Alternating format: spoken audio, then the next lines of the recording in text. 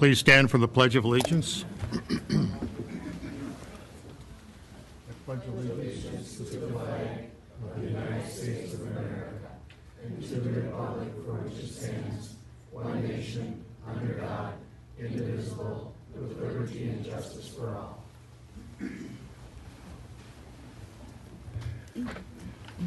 I'll call the August 25th meeting of the Common Council to order. Would the clerk call the roll? Councillor Olson? Here. Councillor Fennessy? Here. Councillor Bender? Here. Councillor Sweeney? Here. Councillor McDonald? Councillor Garfield? Here. Councillor Finsland? Here. Councillor Herrick? Here. Councillor D. Delbeck? Here. Councillor E. Delbeck? Here. Recognize no quorum will proceed. There's no need for the minutes. Moving to business by department heads. Item 7.1, Finance Director Vito presenting status of the 2016 General Fund budget and the impacts of garbage collection alternatives under consideration. Director Vito. Thank you, Mayor. I wanted to give kind of a reminder for when you get into the discussions on the landfill later, how they may affect the general fund budget. That's coming up really quickly. And we have a statutory deadline of September 1st for the first introduction of the mayor's 2016 general fund budget. And being that we have to get that to the city clerk a week in advance, we have until tomorrow to get that finalized and pulled together. So at this point in time, I've prepared it with two different scenarios. One is a scenario where there's a sustainable solution found tonight for the landfill that doesn't cause the landfill to continue the dependence on the general fund. And if that is the case, then the budget will be presented next Tuesday as one with a $390,000 surplus. If we don't have a solution, then we need to look at reinstating the subsidy that we've been doing from the general fund to the landfill, and the gap in the landfill for 2016 is $1.1 million. So that would swing the general fund budget from the $390,000 surplus to a $710,000 deficit. And if that happens, we need to very quickly, within the next week, try to figure out how we come up with $710,000 in cuts so we can present that to the council on Tuesday. So I just wanted to remind the council that the decision is extremely important tonight. Thank you. Thank you. Item 8.1 is a presentation by Waste Management of their proposal to provide garbage collection services. I asked Waste Management to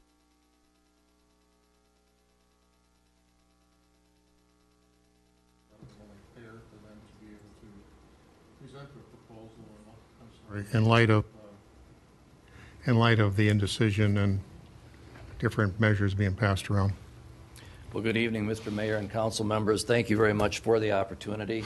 Hopefully I'll have a little more than 3 minutes tonight like I had last week, so I'll be able to go into a little more depth on what our proposal is. First of all, my name is Daryl Hoekstra. I am with Waste Management. I'm the public sector manager.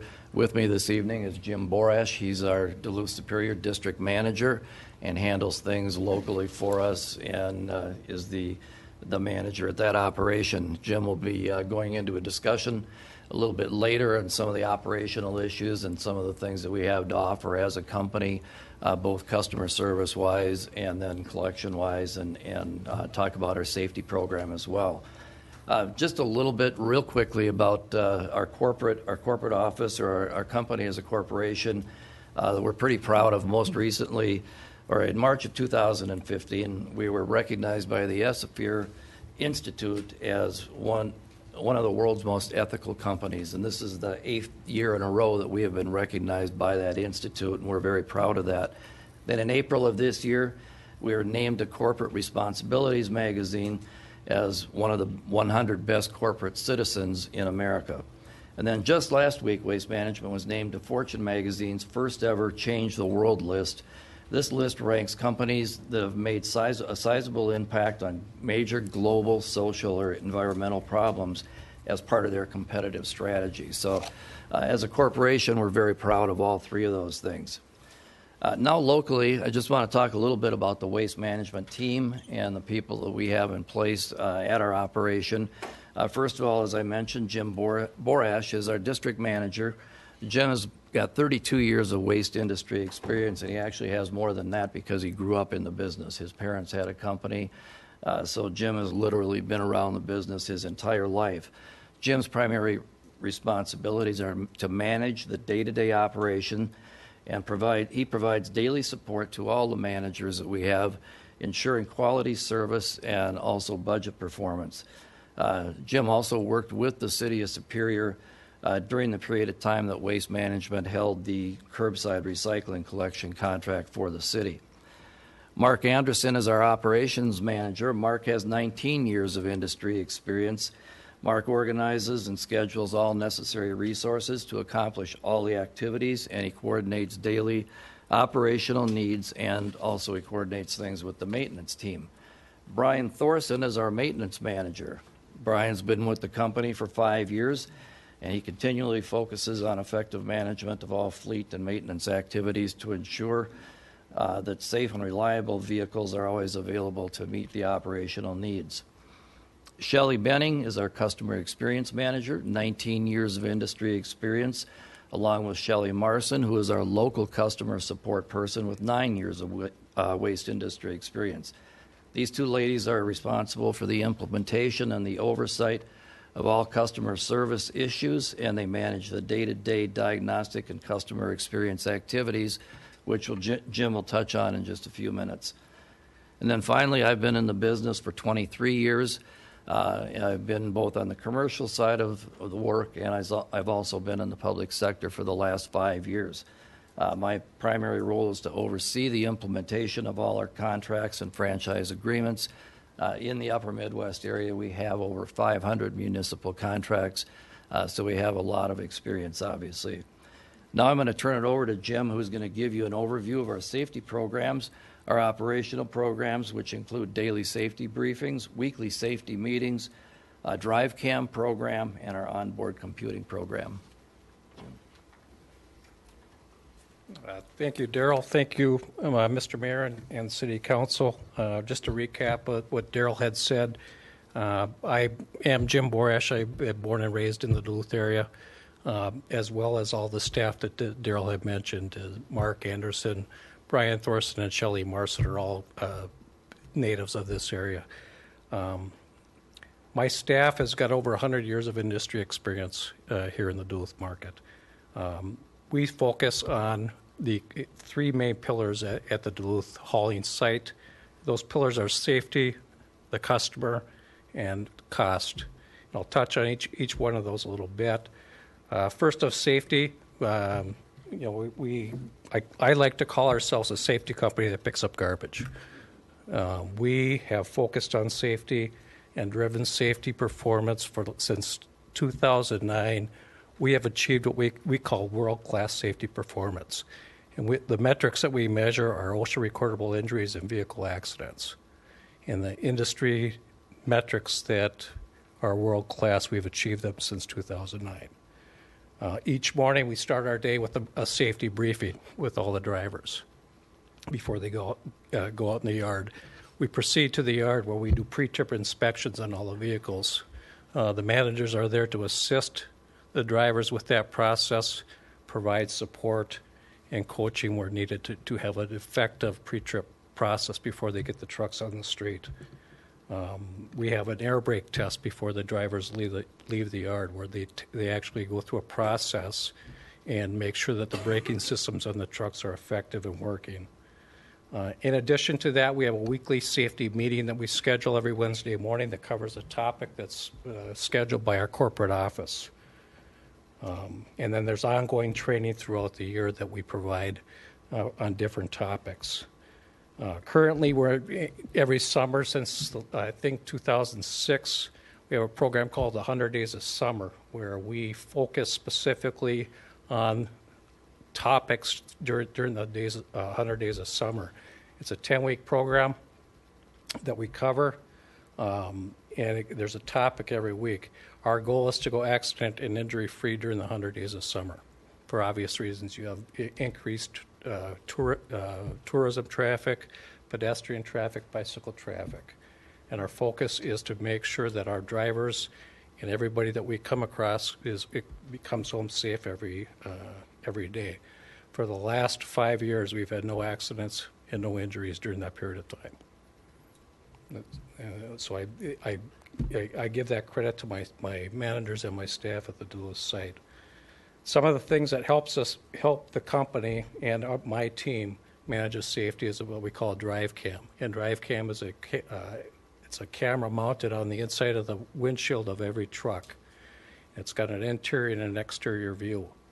And if there's an event is triggered, it'll grab 8 seconds prior to the event and 4 seconds after the event and record what's going on inside the cab and outside the cab if that event is triggered. That could be going over a bump too fast, taking a corner too fast, and it triggers the event. It goes in, we look at that or review it on the computer, sit down with the driver, and we can coach them on what they can do to become better drivers. Those events, since we've implemented that in 2010, we reduced just the number of triggered events. They've come down 82%. So they're not cornering fast, they're not going too fast over bumps. So it's driven safe behaviors. In addition, and last but not least on safety, we have a Driver of the Year nominations. This is both for Waste Management and for the National Solid Waste Association. I've had 3 drivers that have made it to the finals the last 3 years for the area Driver of the Year award. And in order to get there, they have to have the safety performance, customer service performance, a number of metrics that they have to accomplish in order to even be considered for that nomination. Second pillar in customer service, I'd like to really focus on what we call our onboard computer system. It's literally a tablet that goes with the driver in the truck. Goes mounted in the truck. That provides the driver with his daily route sheet. Tells him the customers that he picks up in the order that he needs to pick them up or that's routed in. The driver, as he proceeds through his route, will check off or hit complete as he picks up each stop. When he does that, it will register the time and the date that we picked up that stop, which interacts with our customer service center and our dispatch center, which they can see that live time that stop was completed. As well as if it was not able to be completed, if there was an exception, if the can was blocked, the can was not out, there was a safety issue, we couldn't get down the road, the driver will note the exception and then be able to type in text what the exception was. That is then goes, the customer service and dispatch can see that live. They can call the customer and they can let them know that there was an exception and why we couldn't get to their garbage and make arrangements to come back. Also, the OBU, or the onboard computer, allows us the opportunity to use that information for efficient routing purposes. We can do a review with the driver, look at routing efficiency opportunities, and implement that, which goes into our, helps drive our costs, which is the third pillar. Talk a little bit about our dispatch. Our dispatch is centralized down in Germantown, Wisconsin. This group of people are there from 5 o'clock to 6 p.m. every day, Monday through Friday. They're there from 5 a.m. to 12 noon on Saturdays. They're there to support the drivers with their routing and any customer service issues that come up while they're on their route. In turn, if the dispatch will communicate that to the customer and find a resolution. Our customer service staff is staffed Monday through Friday from 7 a.m. to 6 p.m. So if you were to call in during that time, there was going to be somebody live that can help you. We have service standards that we put in place, missed pickups. We have standards that we have to reach to be below a certain number. If there's an issue, if a customer has a problem that needs to be addressed, they call in. Our customer service center or dispatch can create a case for us. Comes across electronically. It's assigned to a person, and we have a certain amount of time to find resolution and close that case to be within standards. I manage those cases as they come through, make sure that my managers and my team are managing that and within the standards that are set.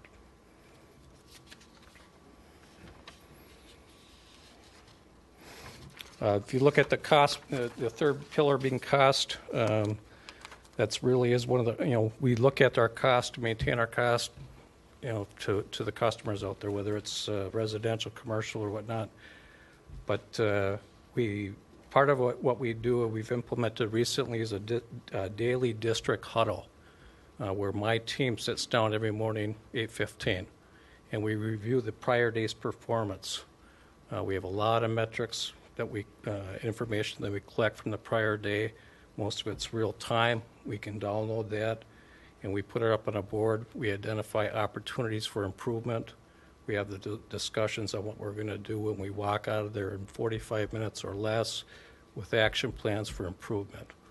And then there's follow-up the next day.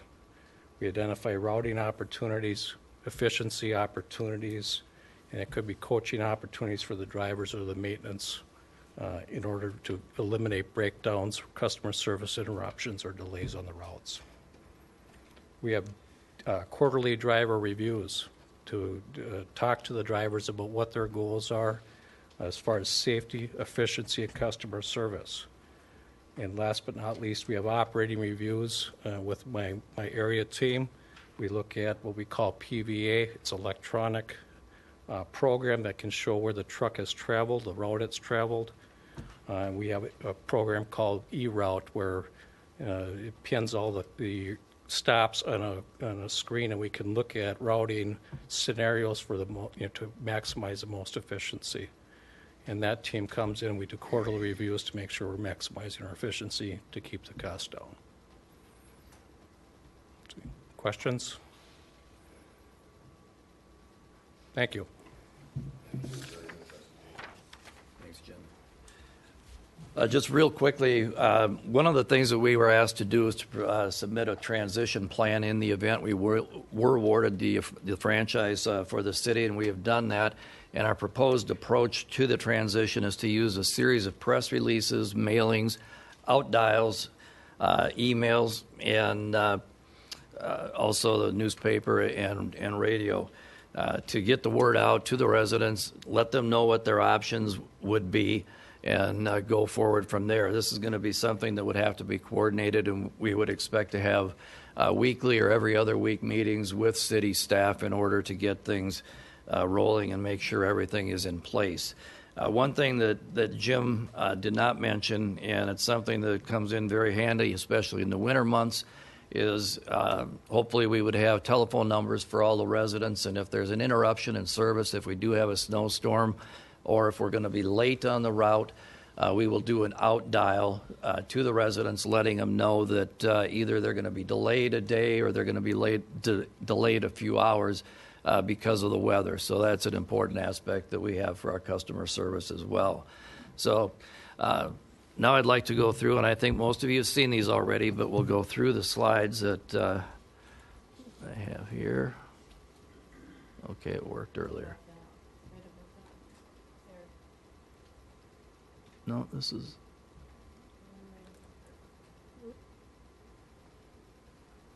That was mine that we had in there. Here. Huh. It always works when you practice ahead of time, right? Yeah. I think it's this one. Is that No, this is it. Is it? Yeah. Okay.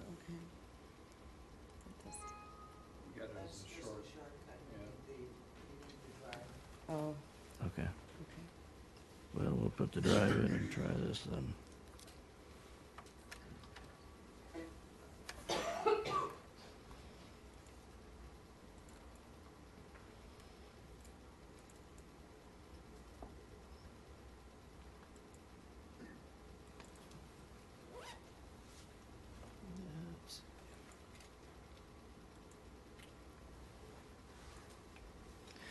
Okay, just a few of the proposal highlights that we have that we've submitted.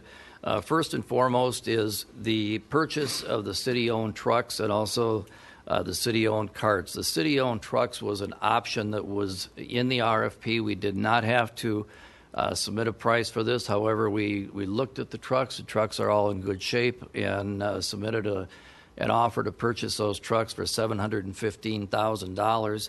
In addition, we submitted an offer to purchase the carts for $62,776, bringing the total to the city of $777,776. As I have up on the screen, that check would be payable to the city within 60 days after the start of the new contract, which we would anticipate to be the 1st of January. Obviously, in listening to some of the comments earlier about the potential shortfall to the city, the $777,000 could cure that in a big hurry. So we think that's important and something you should carefully consider. Another thing that we're offering is the choice of a different size cart for the residents. Because you have single sort recycling in 65-gallon carts, it's often easy for a resident to go down to either a 64 or a 32-gallon cart, thus reducing the rate that they have to pay on that also. Also, we are proposing that there be no change in the current garbage collection days, and I know that would be a big deal because people get into a habit of setting out their garbage on a particular day, and it's our intention to leave the collection days and the routes just as they are right now. Additionally, we were asked to submit a plan for the 5 full-time public works employees, and they will be offered jobs with Waste Management. Obviously, hiring is conditional upon passing background checks, a DOT drug screen, and a DOT physical. Wages and benefits, while not exact, they are similar to the current wages and benefits. Some of ours, as I mentioned last week, some of ours are a little better. Some of the cities are a little better. They, at the end of the day, equal each other out, we believe. And here's the sheet that I'm sure that everybody's looked at probably more than any other sheet, is the rate sheet. We always say we should put this at the beginning because it's the page that most people go to right away. But as you can see, on our 10-year term, a 96-gallon cart is $10.65 a month. The 64-gallon cart is $9.80. A 32-gallon cart is $8.65. And for a senior citizen, 62 years of age and older, it's $7.45 a month, which is actually under the lowest $7.75 that I heard proposed here last week. So we feel that these rates are extremely attractive. They're very competitive, and would urge you to carefully consider that. And obviously, we'd love to have the city's business. Benefits to the city, again, as I mentioned, the immediate infusion of $777,000 to the city, the reduction of the salary and benefits from the 5 full-time employees that are currently with the city. Also going to eliminate, obviously, the maintenance and replacement cost of city garbage trucks, eliminate insurance costs for trucks, reduced health insurance costs and workman's compensation insurance and claims, and Waste Management would do the billing of all the residents. So with that, I appreciate the time this evening, and I would ask that you carefully consider our presentation and respectfully ask for your vote. Thank you. I have just one question, Okay. curiosity question. Mm-hmm. How many disposal trucks would it take to cover the city of Superior? What they have now. 3 to 5? Thank you. And we have, obviously, the ability to have a lot of spares, so if we would have trouble with something, we obviously have the trucks to back up. Thank you very much. Okay. Bruce, Yes, I have a couple of Councilor questions. Sweeney? My first question is, you have the 3 or 4 different levels of cans and charges. What, in your experience, would be, if there are approximately 10,000, what would be the large 96, 64, and the 32? 96s, I would say, are going to be, I'm sorry, was that the end of the question? Well, that's in the first question. Okay. I would say the breakdown is, it obviously depends on the community and the demographic of the community, but But 96s are generally the least amount that we have. I would say probably in the 12 to 15% range. And then in the 50 to 55% range for the 64s, and then the balance in the 32s. And on the 32s, again, I don't know exactly what the demographics would be, but I'm guessing we're probably going to have 15% on a senior rate here. Okay. And my next question has to do with the charges after the first year with the cost, with the, if there's a increase, and I think you have two factors. One is the fuel charge, okay? Yep. And how do you do that? I think it was 15% of the charge, but fuel goes up and goes down. Right. So then, is that adjusted annually at a certain date? Yes, it would be adjusted on the anniversary date of the contract. So we would look at what the fuel was at the beginning of the contract, the beginning date, and then what it is on the anniversary date of the contract. And I just would like to add on that portion of it, that was something that was in the RFP, the suggestion for the rate increases. That's not a formula that we came up with, but that was something that was in the RFP that came from the city. Oh, okay. So then I'm sure that the commodity market, you must hedge your cost of fuel, right? We don't, because we buy our fuel locally, and it's virtually impossible to hedge that. I mean, we don't have, a big storage tank someplace, or we don't hedge them around the country. We buy locally from Superior, and it's brought in bulk. We have a bulk tank, and we also buy at several different stations around. Okay, I guess I wasn't suggesting you purchased it, but okay, that covers that. Okay. And then my next question is, you were going to adjust the rate based upon an index. The Consumer Price Index. Is that the National Consumer Price Index? We can do it either national or the Midwest. There's actually three ways, and again, it kind of depends on what the city had in the contract. But there's three different ways you can do it. We can, and I've done it all three ways. You can go with the Midwest Consumer Price Index. You could go with the U.S. Consumer Price Index. And then there's a very specialty line item index with garbage and transportation. Right. That one is used much less frequently. Okay, thank you. You're welcome. Councilor Olson? Just a couple questions. When you're showing the price of the pickups, are those per can or per household? It's per can, and then if you're going to have a second can, it would be a rate about 60% of that first rate. Okay, and then my other question is, you're going to use, if this goes, that you'd be using the City of Superior trucks.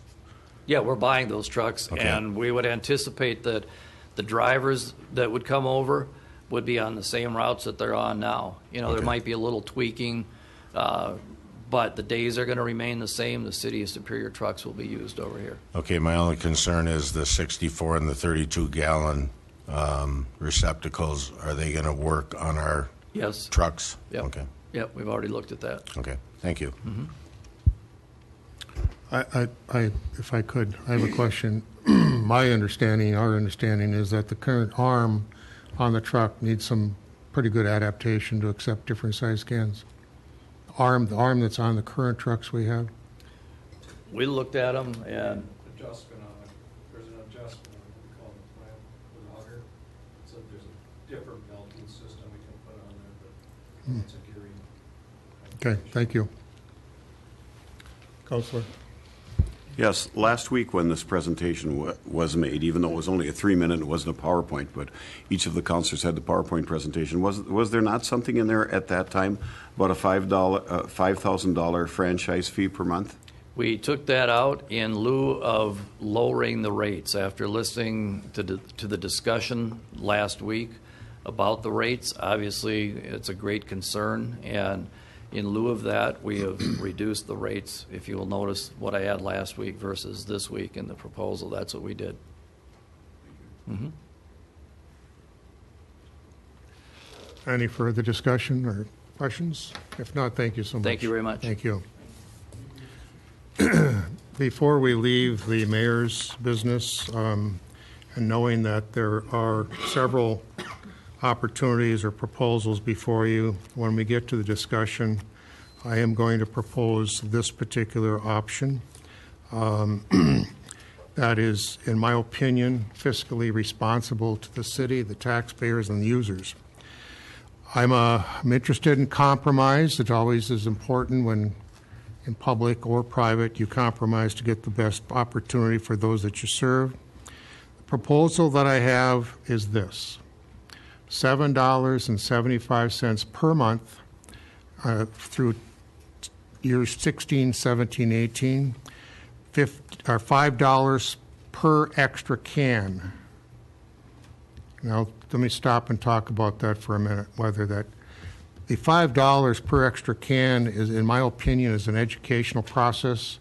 There are a lot of people out there yet today that have 2 cans or 1 can, 2 cans, where they're filling them full of everything from soup to nuts.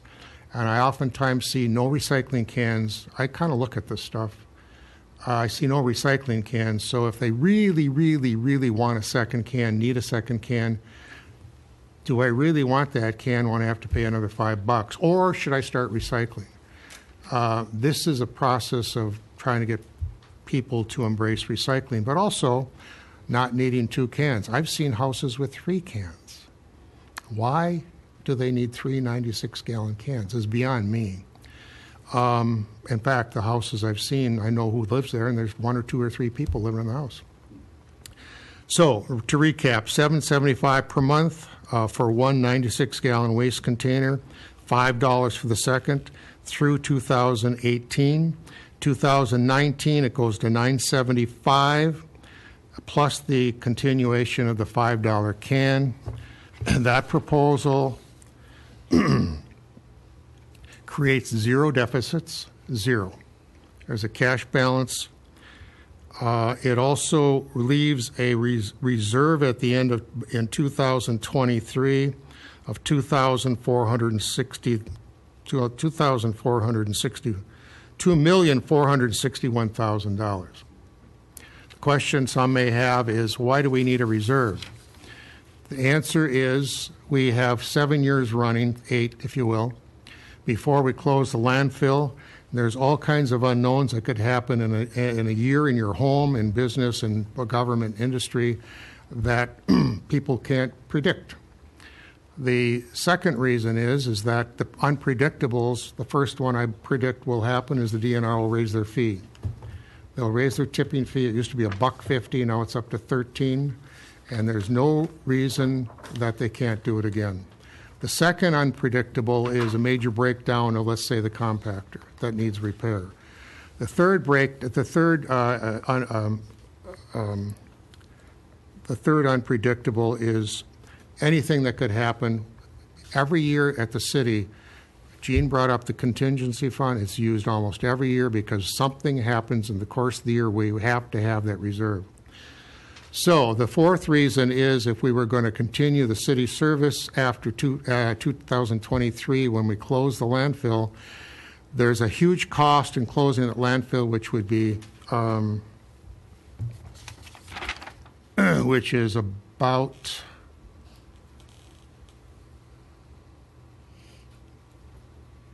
a couple $1 million, 1.5 million. It's actually about $7.5 million. I mean, yes, well. Yeah, we've got $2.5 We million have set aside. $7.5, $8 million, but it's paid down at the end of that. And then we have the closure cost. The other reason is at that very same time, coincidentally, about that same time, we're going to need new garbage trucks. And they cost $250,000 a piece. Am I correct on that? Something like that. So if that option were to be weighed and considered, there is a reason for reserve. I still believe, however, being a fiscal conservative, that the 975 is the way to go, and there'd be no question. But I'm willing to compromise on this. And we've all had discussions on this, most of us at least. And I will defend this option when the other proposals are put on the floor and describe why. Thank you. Mayor, do we have time for a question? Sure. Just when you had stated the 2016, 17, 18 would be 775, you had mentioned 975 in the year 2019. Does that go forward then from there? Goes forward to, yes, Okay, so your plan is to carry out the 975 from 2019 until the closure? right. Okay, thanks. I just wanted that clarified. Counselor? Mr. Mayor, if we have the language changes available here for ordinance, I'm willing to amend them into my ordinance if that's the way we can proceed in this meeting. Thank you. Counselor Sweeney? The $5 extra per can, is that for households and small business? That's an excellent question. It is. There has been some discussion that perhaps the $5 for business extra can should be for each extra can. If right now they can have 3 and they pay $50 for the 4th, am I correct on that? It kind of washes out, but that's a good question. Okay, so what's, Right. Okay, so they have 3 cans, it'd be 5 and 5. okay, thank you. Counselor, Would that be the same for nonprofits? do we pick up nonprofits? Okay, yes. Certain of them you do. Counselor Finsland. Yeah, a number of residents have more than one can. Would there be a procedure for them to return their cans, or how would that go about? It's another excellent question. Yes, we would have a procedure where we would pick up the cans. If they didn't opt, for instance, if they had 2 cans, if they did not opt to pay the $5 for the second can, those would be retrieved. And what are we going to do with all these surplus cans? Use them as they're needed. Counselor Dahlbeck? Yeah, I happened to read your proposal in Explore Superior, and I have to agree. I think 975 would have been great, but I think we do have to compromise, and I certainly will support Graham. Ordinance change with the changes that the city has stated. And I think that it's time this is put to bed. This has been going on for at least 7 years. I apologize. I didn't hear all that you said. I'm sorry. Oh, and what I said is I would support Graham's proposal for the garbage. And I think that we have to compromise. I think it'll work out well. As long as we're in the black, that's what counts. Councilor McDonald? My whole district basically has 2 cans. I mean, if you go looking, so that's going to be quite a outcry. I'm thinking $12.75 for the ones who want to keep it. But yeah, I agree. What are we going to do with all those cans? I suppose store them all if people return them. But my district is full of them, as you know. Mm-hmm. Councilor Sweeney? This has to do with the recycling fee. While it's not on the discussion today, are those prices that we charge for, are those solid through what year? Is it 4 years out? The recycling? I think we have at least 3, maybe 4 more years. Okay. So recycling, if this passes, we're solid for at least 4 years for okay. Thank you. If there, Councilor Olson. Just in the spirit of negotiation, Mayor, I want to thank you for what you put forward here. We had a couple stumbling blocks here. I agree with you 100% on the cans, that the fact that it'll be nothing more than an education process to get more people to recycle, which could possibly give us more airspace, the possibility of leaving the landfill open longer depending on what we do, what we can have capacity in there. My only thing that I would like to propose, if nothing else for discussion, is when I made my amendment last week, I was given numbers of what the break-even part is, and I understand the reason for the reserves. The problem with the contingency fund is it's too inconsistent. You have to use a contingency fund when you need it. So my thought on all this is the 775 through 2018, I agree with, obviously, because I made a proposal on that. What I haven't been told is, are we negotiating a further agreement with WLSSD beyond 2019? And if 975 in 2019 is the number.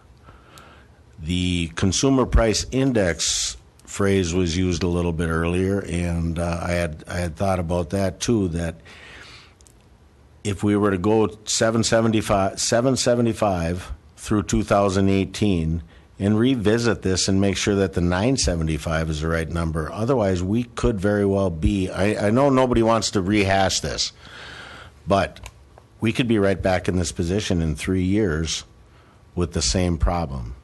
Not to anybody's fault. Mm-hmm. So that's an excellent comment, and that's why the original proposal was hopefully safeguarding that particular issue. If it was 975 in the beginning, and WLSSD decided that they weren't going to play with us in mid 2019, we have less exposure, much less exposure. And to answer your question, we are negotiating with WLSSD for the information of the public.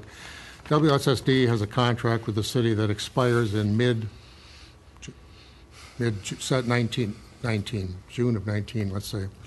And the closure of the landfill is scheduled at the end of 2022. So there's a 3.5-year gap that if that revenue were not there, it's about $3.5 million a year. Am I correct on that? That would cause an issue with regard to the deficits, potential deficits. So that's one reason I originally suggested that we do 975 to hedge against that particular potential problem. Okay. But I'm willing to compromise. Yes, Counselor. I'm playing off Dan's. I wasn't going to say this when we got all done. I think it only prudent that we revisit this every year, if nothing for information, to see where we are. Absolutely, it should come back to the council whenever 2-1, 3-1 for a year report to see exactly where we are, because things happen. Right. Major things can happen. I was going to bring up the same point, that maybe wishful thinking, but it's not saying that this council or another council, once it's reviewed, could lower that price. There's nothing saying we can't lower it. Right. And that would be my hope, that we find enough efficiencies, maybe some additional revenue sources to be able to lower that fee from that 975 as we move forward closer to the landfill closure. Councilor Dennis Dahlbeck? I would also ask that because the state has taken a lot of this money, that the city continue to try to work out something with the state where they will either get rid of or at least reduce the amount of money that they take from us for essentially putting our own garbage in our own dump. So I would hope that we could go down that avenue also to try to get this reduced. Thank you. For the public, we pay the DNR about $1.7 million a year for the privilege of putting garbage in our own landfill. If that were not the case, we wouldn't be having this discussion. Councilor Herrick. Yeah, I just want to agree with Councilor Dahlbeck on that. I know that's been kind of a sore on my side for the state taking that money from us. And also remember, too, that with the city pickup, they do have their annual cleanup, which is important to the community. If there is no further discussion, will Councilor.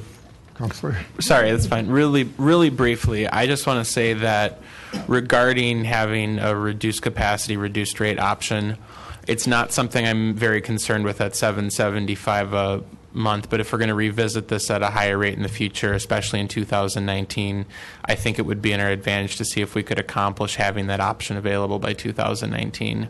I'm willing to let go of it for now, but I still think there are folks in this town that produce a lot less garbage, especially senior citizens, that would be fair to charge them a lesser rate, depending on how much that would affect our budget overall.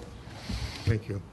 In short order, hopefully short order, we'll be reporting to you with regard to the WLSSD decision, and that will hopefully be what we think it's going to be. So, and then to Councilor Sweeney's comment, we do and we will continue to give you regular updates on the landfill as the enterprise. Councilor Bender? Yes, I will just make a motion that councilors be allowed to speak more than 2 times on this topic. It needs a second. I'll second that. All in favor? Aye. Opposed? Carried. If there are no further discussion on this point, we'll move to business by councilors. 9.1 is Councilor Bender introducing pay-as-you-throw proposal.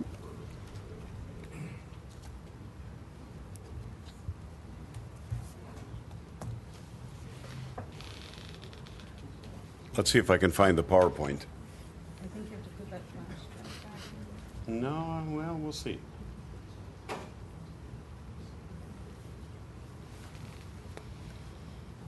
Nope. No.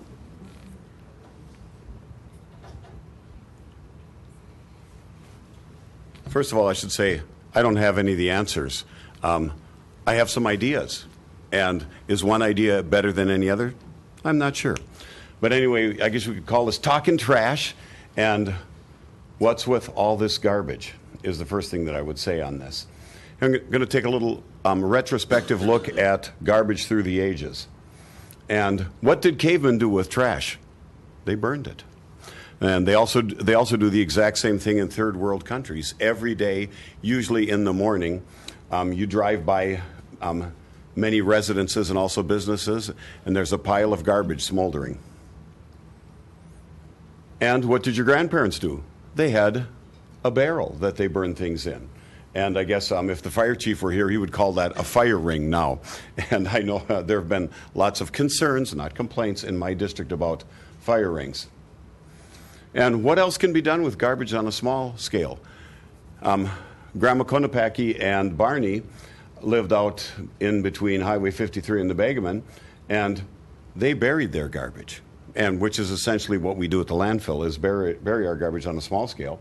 And what does it look like on a big scale? Well, you have lots of seagulls, which can only be called gulls if they're not by the sea.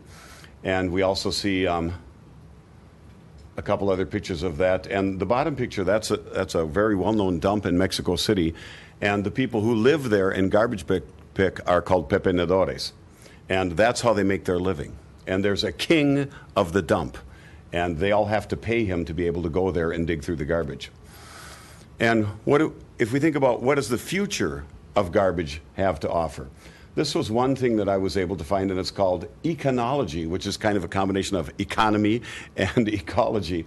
And it's a recycle house. And this should be the future of garbage. And where would these be? I don't know, every so many blocks, something like that. And you would go and you would put each type of refuse in a different can there.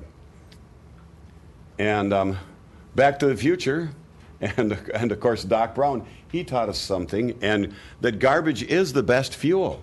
And he said especially beer. And I think it was just an empty beer can, but I'm not really sure. I don't remember that from Back to the Future. What do they do in Europe? Well, I've lived in Spain, and what they do is every so many blocks, like at where an intersection comes together and there are 4 blocks around it, they have one of those large green containers on the top, and you go there and you throw your garbage in it. And there we see a lineup of them.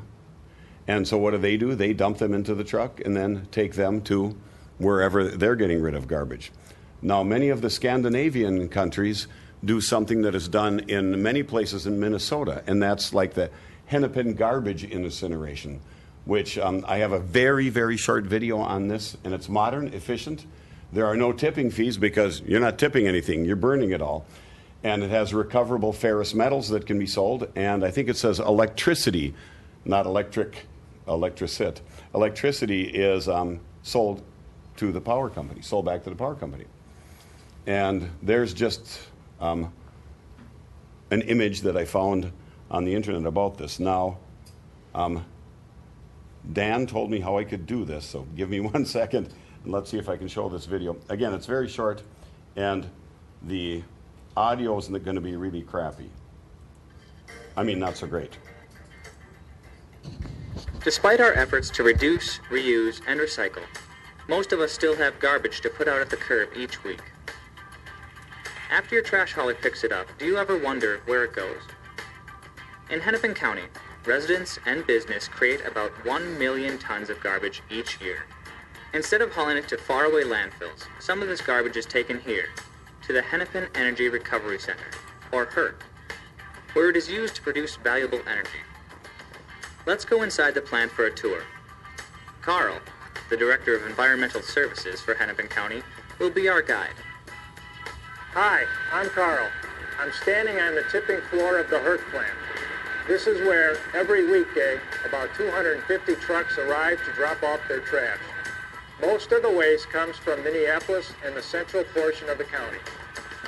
Bringing trash to HERC instead of hauling it to landfills, some as far away as Iowa, saves a lot of fuel and reduces greenhouse gas emissions. As you can imagine, it does smell in here. We take numerous steps to control odors so that it doesn't smell outside of the building, including using high-speed doors on the tipping hall and using powerful fans to pull the garbage odors into the fire where they burn up. Once the trucks have dumped the trash, the waste is pushed into the pit with a loader.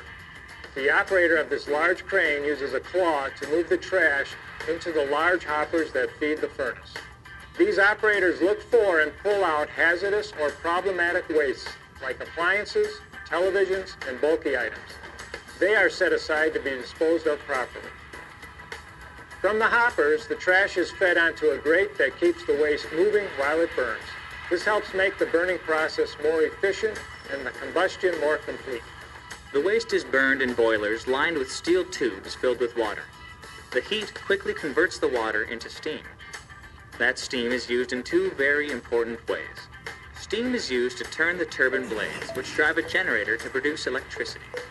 That electricity is sent out into the electrical grid, where it provides power for 25,000 homes. Some of the steam is extracted from the turbine and sent to the downtown Minneapolis district energy system, where it is used to provide heat and hot water for office buildings. Steam is also sent right next door to Target Field, where it is used for hot water and to heat the playing field and most of the ballpark's indoor spaces. The total amount of steam extracted is enough to heat 1,500 homes annually. Using waste to generate energy has numerous benefits. By creating electricity and recovering some recyclables from the trash, HERC allows the county to manage garbage in a way that is environmentally preferable to landfilling. And it reduces the amount of fossil fuels, like coal or natural gas, that are needed to generate energy, which reduces greenhouse gas emissions. But we're not done yet. After the trash is burned, you have to deal with the ash, exhaust gases, and water vapor. The material remaining after combustion is a non-hazardous ash that is sent to a landfill. Burning garbage to generate electricity reduces the volume of waste by 90%. That means landfilling the ash requires far less space than the trash alone would. From the ash, we pull out ferrous metal to be recycled. We recycle 11,000 tons of metal a year that would have otherwise been sent to a landfill. That's enough metal to build 8,000 hybrid cars. HERC is a state-of-the-art facility that is designed and operated to minimize air emissions. Before the exhaust gases are released, they pass through a series of cleaning systems designed to capture most of the pollutants, such as mercury, lead, sulfur, and nitrogen oxides. Air is injected into the boiler to control nitrogen oxide emissions. Activated carbon is injected into the exhaust gases to control mercury. The gases pass through a dry scrubber where a lime slurry is injected to control sulfur dioxide and hydrochloric acid. Finally, these gases pass through a bag house containing a series of fabric filters to remove particulate matter, metals, and dioxins. Only after this thorough filtration process is air emitted from the facility. The air the plant releases must meet strict standards set by the federal and state governments. These standards are based on what can be achieved using the best available control technologies and are far more restrictive than the levels established to protect human health. HERC's air emissions are below the permitted levels, and to ensure that we control air emissions as much as possible, we continuously test the air ourselves, in addition to the times when state inspectors require testing. The flow of garbage may seem unstoppable, but we're working to keep Hennepin County a national leader in waste management. While the county works with partners to improve recycling in the future, we still need to manage the waste being generated today. HERC lets us manage it in the most environmentally friendly way, by turning it into valuable energy. But the county can't do it alone. With your help, we can focus on using less, reusing more, and recycling everything we can. We can reduce our use of fossil fuels and reduce our greenhouse gas emissions. Working together, we have more power than you know.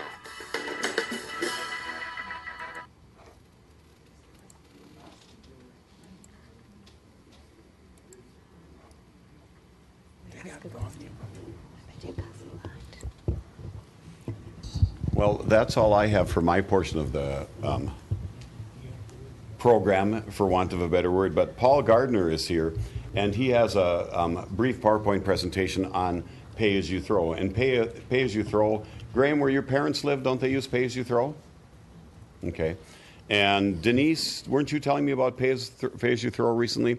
And this is something that is all over the United States, and it seems like it might be an alternative. So I'll ask Mr. Gardner to come forward at this time, and he's got his own PowerPoint. Thank you very much. I have a feeling my... Okay. I had it on the desktop before, but I think it popped out.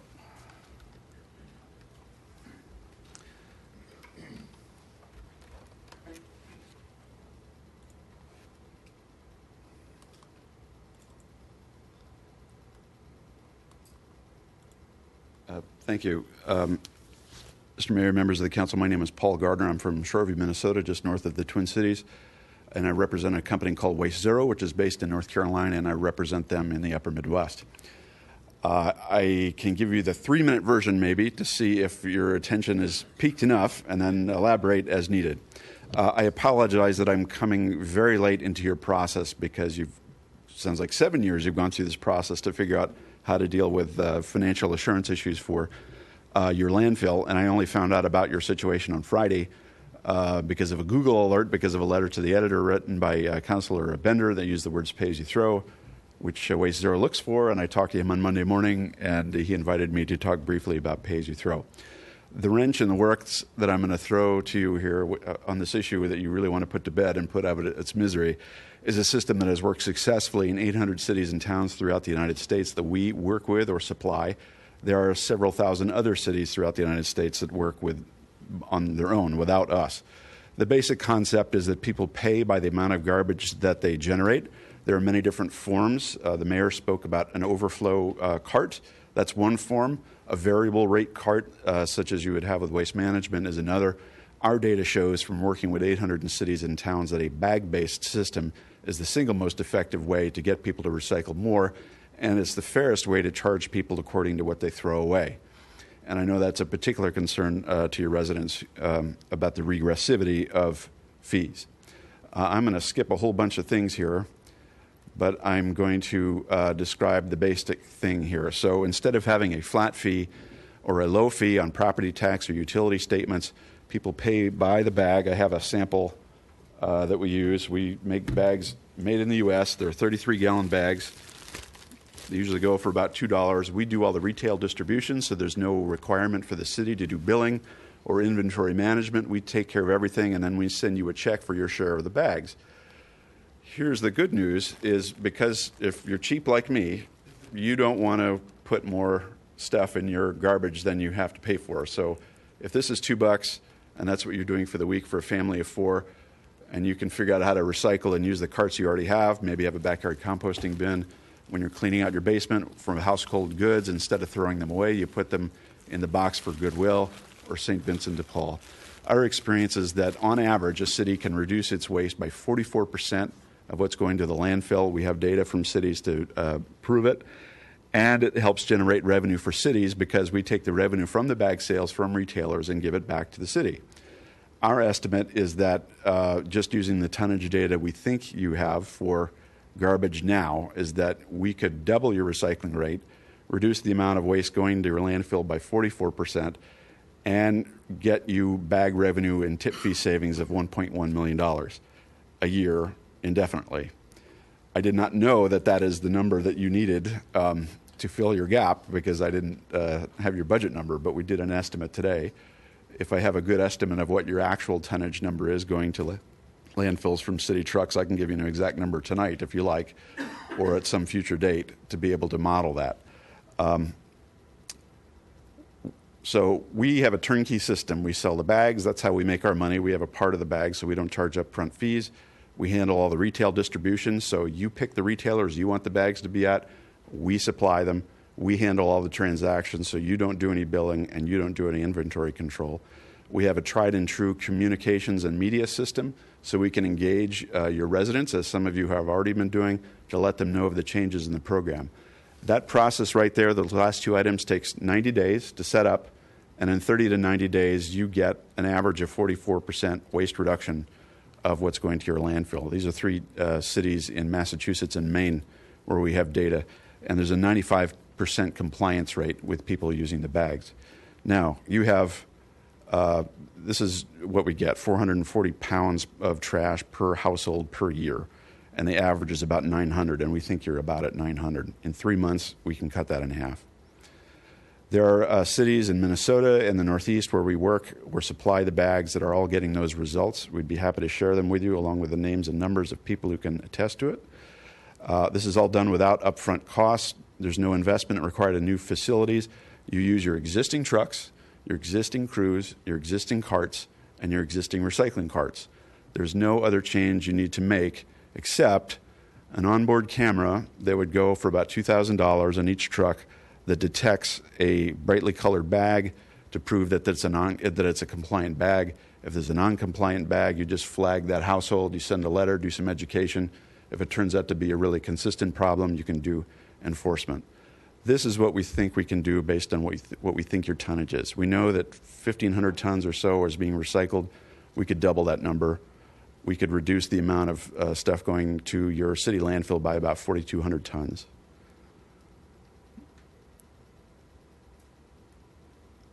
Financially, this is our projection for what we could get to you in bag revenue. This is net of our costs, over $1 million in bag revenue in year one. And again, we would set that up within 90 days.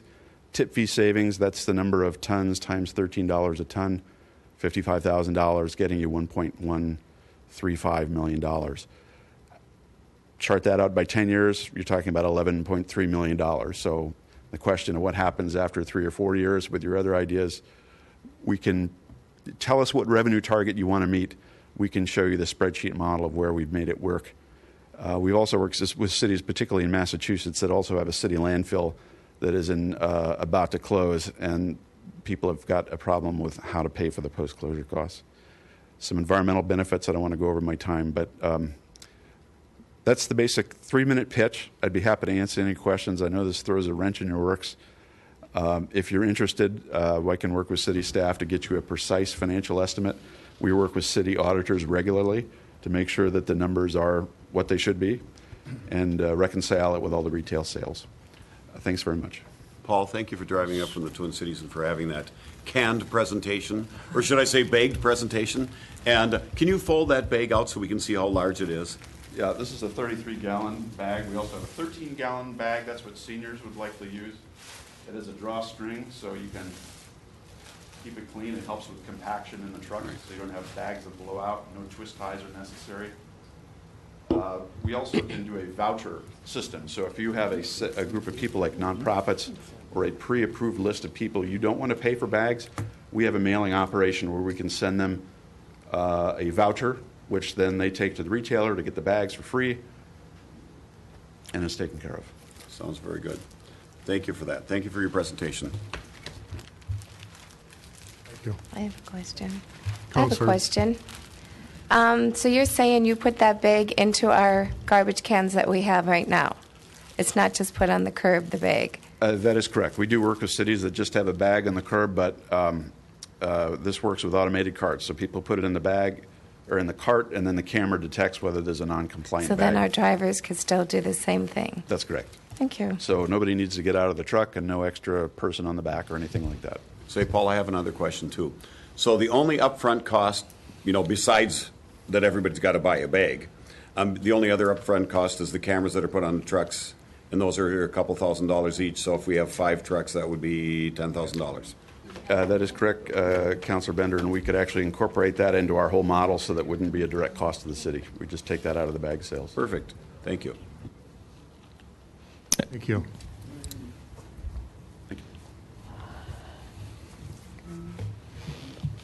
Oh, I'd just like to say that I am very impressed with the presentation. I assume the logistics of going to a pay-as-you-throw model would be a lot more complicated than this. And I don't think we're going to have time to implement it this year, but pay-as-you-throw might be a better option for the city in the future. It might be something we should revisit as soon as next year, assuming we implement a 775 feet a night. One really nice thing about the pay-as-you-throw is it does provide better options to seniors and low-income folks that may be generating a lot less garbage. Just looking at those numbers, I'm not sure it gets us back to the same kind of revenue stream that we would be looking at under our proposals tonight, but it might serve citizens really well. Thank you. Item 11.1 is the ordinance introduced by Councillor Garfield establishing a solid waste disposal fee for residential and small commercial premise. All right, should I introduce this then? All right. As you folks have seen in the agenda, my proposal is based on the proposal from last week, but it starts us out at $775 a month in January of 2016. It moves to $875 a month by January 1st of 2017, and then $975 a month by January of 2018, and would stay consistent at that rate past that. Beyond that, the only other difference is I did create this language change beginning January 1st, 2016. All residential premises and small commercial premises as defined in Section 5811 shall be charged a $675 monthly solid waste collection disposal fee for one reduced size garbage can. So that was an option that would allow folks who are dumping less garbage to pay a smaller rate. Other than that, all right, I see this here. I'm agreeable to, and I guess I will make the motion. Right, I will make the motion right now to. Yeah, I'll go. Sorry, one moment. There's a couple more here. My apologies, folks. We are working on the fly tonight. So these are all the language changes I need, I assume. I would make the motion to change my ordinance at this time to read as follows. I don't know if the mayor would like to read this. Do you want me to read this? All right. I'd like to make the motion to change Section 5813 solid waste collection disposal fee to read 1. Beginning January 1st, 2016, all residential premises and small commercial premises as defined in Section 5811 shall be charged a $775 a month solid waste collection and disposal fee as provided by Section 5813.3.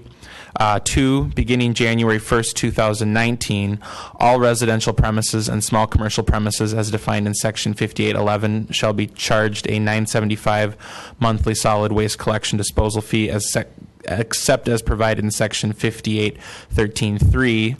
3, beginning January 1st, 2016, for second and third containers that are distributed to residential premises and small commercial premises in accordance with Section 5812, a monthly fee of $5 per container shall be charged. And 4, all billings shall be due and payable 30 days from the date of the end of the billing cycle. All billings in arrears shall bear interest at the rate of 1% per month. On October 15th of each year, the city treasurer shall cause a notice to be mailed or delivered to the owner of any premise as to which charges plus penalties and interests are in arrears. All balances in arrears on November 1st shall become a lien on the real estate and shall bear interest, shall be inserted in the tax rolls for collection in accordance with the procedure set forth in Wisconsin Statute 660627. And we have that written up here as well. I'll second that motion. The motion and second is stated. Discussion? So procedurally, if you're interested in that ordinance that was just read by Councillor Garfield, you should make a motion to approve the ordinance as originally presented under 11.1. And then once that motion is seconded, you can bring the motion to amend it. And that work's already been done. We won't pace everyone through the reread through. And then you'll be at a place where you can discuss it. We have to make a motion to approve 11.1. I'll make a motion to approve 11.1. I will second. It's open for discussion. Do you want to amend? I will propose the amendment. And I'll second Councilor Garfield's amendment. Discussion? Sorry. Are we still going to be relooking into what it, if we say it's 975, but does that mean we're going to revisit it at that point? Or is it automatically just going to be 975? It would be. 75 in 2019. Without looking into if it could be more or less? I'm sorry? Without looking into if it could be more or less at that time? One council is not bound by another council. Okay. Thank you. Councilor Herrick. Yeah, just one comment here. I just want to thank everybody that spoke last week. This is a difficult time. It is a difficult decision. It's a decision that unfortunately, we have to make as a council. And we do look at everyone's, we do take their income into consideration. At times, though, we have to look at the overall picture and what we should be doing in the community. Again, nobody likes to raise any type of fee, and definitely I don't.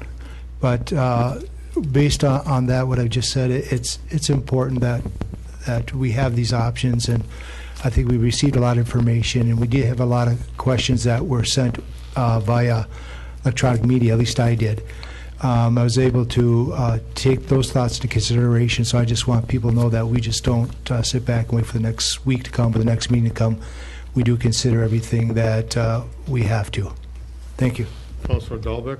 Yeah, I want to agree with Mike. I think there's not any councilor that wanted to raise or come up with a fee. It's one of those unfortunate things. It was not created by anybody in the city administration or councilor or previous city councils. This essentially was created by the state of Wisconsin. So it's reluctantly we have to have this fee. Any further? Councilor Esther Dahlbeck. I just want to say I made a commitment to my district, and I have to stand by it.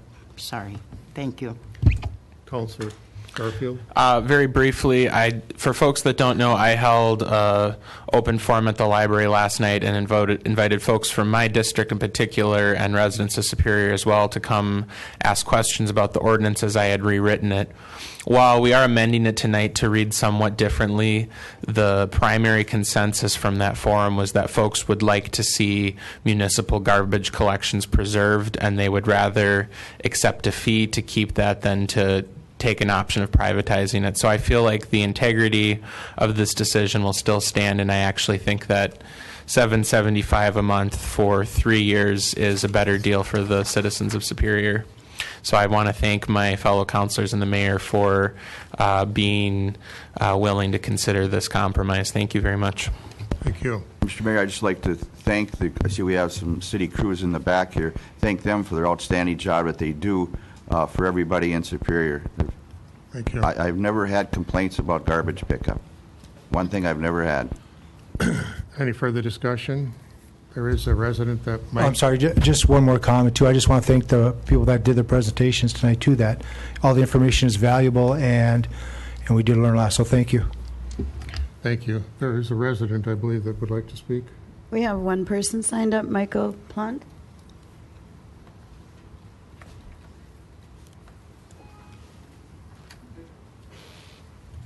Mr. Mayor, councilors, I have read all of the online materials that has been presented by both Waste Management, the engineer's report that was done a year ago.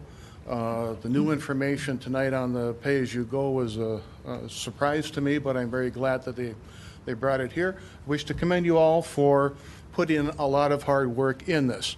To me, it seems that the council has been stuck on do we implement a fee, and it's a relatively small fee. I'm going to be on the record as saying that yes, you have to do it. You got to implement the fee. Personally, I think the $9.75 fee was the better option because it would solve the problems. I'm not convinced that 775 will. You'll be here next year doing the same thing. However, it's better to accept it, vote it tonight, get it going, stopgap the measure, and continue the discussion to see if you can find a better alternative in the next year when you're not under such pressure. Thank you. Thank you. Any further discussion? If I- not, you've heard the I just motion. have one. I'm sorry, Counselor Sweeney.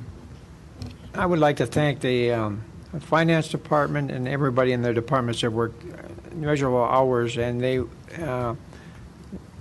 we were on that committee, and they did a very professional work, and their responsibility is to the city to make us financially responsible, and I think they carried the colors for that, so I'd like to thank them for that.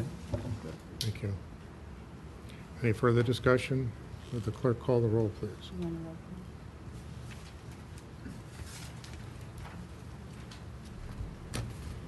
So this would be in favor of the amendment as Graham read it. We'll start with Counselor Sweeney. Yes. Counselor McDonald. Yes. Counselor Garfield. Yes. Counselor Finzland. Yes. Counselor Herrick. Yes. Counselor D. Dahlbeck. Yes. Counselor E. Dahlbeck. No. Counselor Olson. No. Counselor Fennessy. Yes.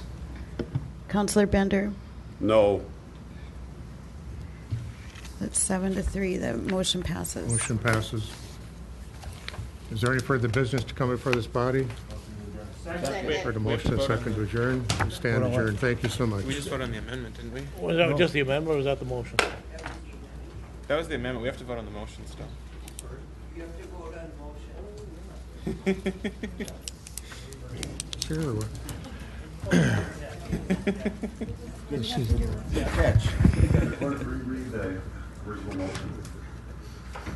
You're talking about the amended motion? So the motion, that which was moved and seconded was to adopt the ordinance presented by Councilor Garfield. The amendment that was moved and seconded and approved was to amend it to reflect the language that Councilor Garfield read into the record. So now all you have to do is vote to adopt the measure as amended. Yes. I thought I was voting. I'm sorry, I left my light on.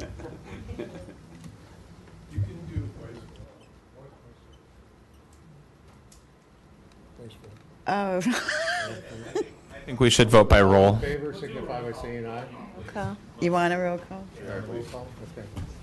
So it's starting with me. So this was for amendments. And this is Motion just- is amended, is now before the body to be adopted or to be rejected. So all in favor, and then we can start the roll call. Okay, it'll be Counselor McDonald. Yes. Counselor Garfield. Yes. Counselor Finzland. Yes. Counselor Herrick. Yes. Counselor D. Dahlbeck. Yes. Counselor E. Dahlbeck. No. Counselor Olson. No. Counselor Fennessy. Yes. Counselor Bender. No. Counselor Sweeney. Yes. Motion Same. carried. Yeah. I'll entertain a motion to adjourn. We stand adjourned.